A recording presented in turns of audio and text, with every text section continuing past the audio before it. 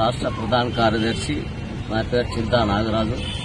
మరి ఇక్కడికి వచ్చేసినటువంటి మా బీసీ బాంధవులకు పాత్రికేయులకు పేరు పేరు నా యొక్క ధన్యవాదాలు తెలియజేస్తూ, తెలుగునాడు తెలుగుదేశం పార్టీ మహానాడులో గౌరవ విద్యాశాఖ మంత్రి నారా లోకేష్ గారు మహిళలకు 33% పార్లమెంటు బిల్లుతో సంబంధం లేకుండా మేము 2029 ఎన్నికల్లో 33% మహిళలకు చట్టసభలు ఇస్తామని చెప్పారు.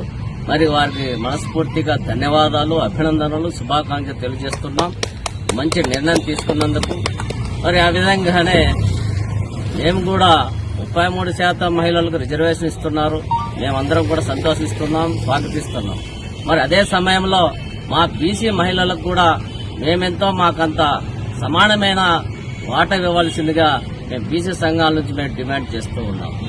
మరి ముందు మన తెలుగుదేశం పార్టీ వ్యవస్థాపకులైనటువంటి నందమూరి తారక రామారావు గారు ఆస్తి హక్కులో కూడా సమానంగా మహిళలకు ఇవ్వాలని చెప్పారు.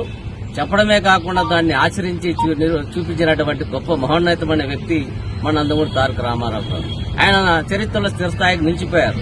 మీరు కూడా బీసీ హృదయాలలో స్థిరస్థాయిగా నిలిచిపోవాలి అంటే 33%లో మా మహిళలకు దక్కాల్సినటువంటి రిజర్వేషన్ ఇచ్చి మీరు బీసీల పట్ల ఉన్నటువంటి చిత్తశుద్ధిని నిరూపించుకోవాల్సిందిగా మేము నారా లోకేష్ గారికి, ముఖ్యమంత్రి చంద్రబాబు నాయుడు గారికి మేము ఈ విధంగా విజ్ఞప్తి చేస్తూ ఉన్నాం. బీసీలు అనగానే తెలుగుదేశం పార్టీ అని ప్రతి ఒక్కరూ నోటి నుంచి వింటున్నాం, అది నిజం.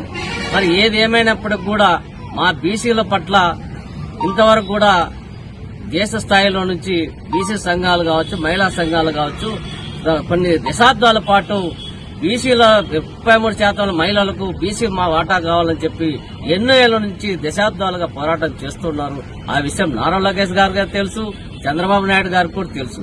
మరి ఈ విషయాన్ని మీరు దృష్టిలో పెట్టుకుని మా బీసీల మహిళలకు కూడా వాటా ఇవ్వవలసిందిగా మేము ప్రధానంగా డిమాండ్ చేస్తూ ఉన్నాం.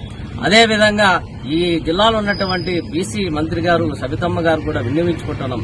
అమ్మా, మన నారా లోకేష్ గారు మంచి చారిత్రాత్మకమైనటువంటి ఒక విషయాన్ని చెప్పాడు.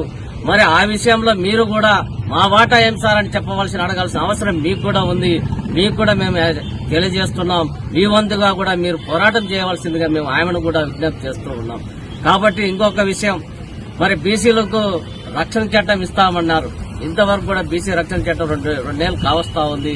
బీసీ రక్షణ చట్టం కూడా వెంటనే మాకు అమలు పరచాలని విజ్ఞప్తి నారా లోకేష్ గారికి, చంద్రబాబు నాయుడు గారికి, కూటమి పవన్ కళ్యాణ్ గారికి కూడా మేము విజ్ఞప్తి చేస్తూ ఉన్నాం.